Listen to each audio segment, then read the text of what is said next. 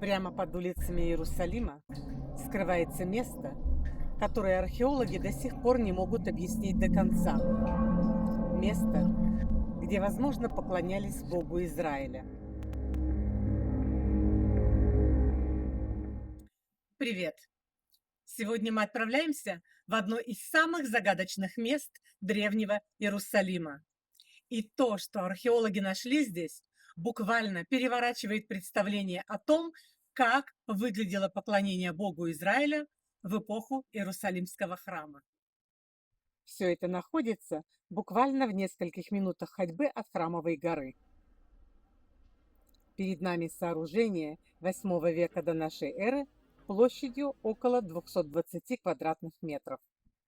8 помещений, высеченных прямо в скале. На первый взгляд обычные комнаты. Но чем внимательнее смотришь, тем страннее становится. Здесь археологи нашли маслодавильный пресс. Это помост. А это желоб для стекания жидкости. А вот это отверстие в стене, сюда, вероятно, привязывали животное. Но все меняется, когда мы заходим в эту пещеру. Здесь обнаружены фрагменты предметов: кувшины, чаши, сосуды с фрагментами древнееврейских надписей. Это не похоже на обычный склад. Это выглядит как место ритуала, место поклонения, место жертвоприношений. А здесь скрыта одна из самых загадочных деталей. Необработанный вертикальный камень, вокруг поддерживающие его камни. Перед нами древний алтарь. Но еще интереснее вот это пустое место рядом с ним. Его размеры почти идеально соответствуют размерам ковчега Завета, описанного в Танахе. 3 локтя в длину и 1,5 в ширину. И вот здесь начинается самое опасное слово в археологии – возможно. Задумайтесь, центром поклонения Богу Израиля всегда был только Иерусалимский храм. Но реальность древнего Израиля была намного сложнее.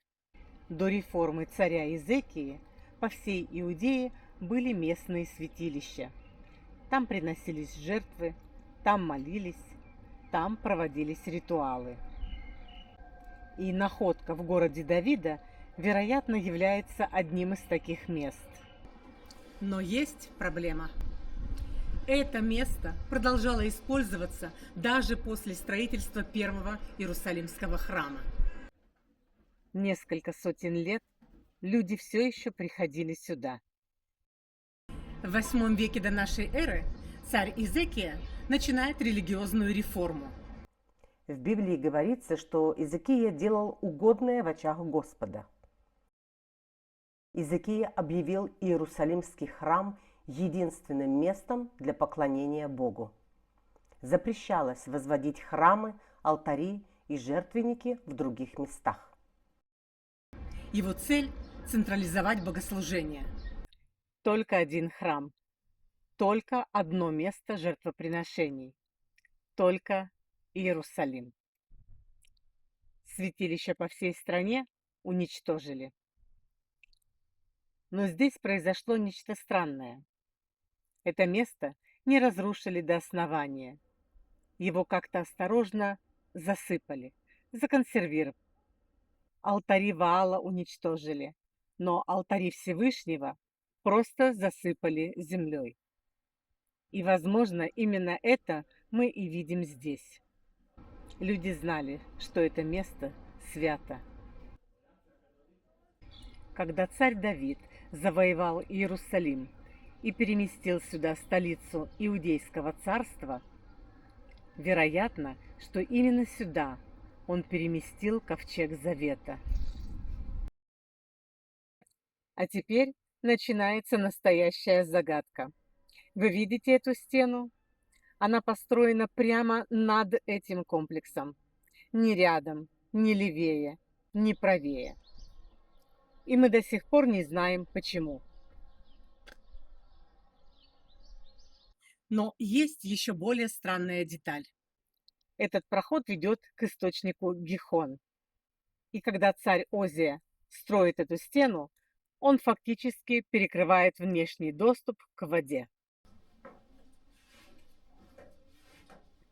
Согласно Библии, царь Изекия готовит Иерусалим к ассирийскому вторжению. Именно тогда строится знаменитый Силуамский тоннель, канал, который отводил воду из источника Гихон внутрь города, к Силуанскому бассейну. Это был гениальный инженерный проект древнего мира. Но в мирное время это было неудобно. И вот главный вопрос. Если Озия уже перекрыл внешний доступ к источнику за 100 лет до Изекии, то как жители города добывали воду? И здесь появляется теория, которая может изменить всю хронологию Иерусалима. А что, если Силуамский туннель был построен не Изекией, а раньше?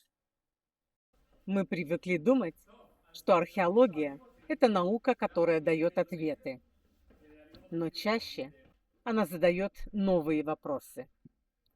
Было ли это место нулевым храмом? Стоял ли здесь ковчег завета? Почему это место не уничтожили? Почему стена проходит прямо над ним? И действительно ли тоннель Изекии построил Изекия? Возможно, мы никогда не узнаем ответов. Но именно поэтому археология Иерусалима так затягивает, потому что под каждым камнем здесь скрывается история, способная изменить все, что мы думали о прошлом.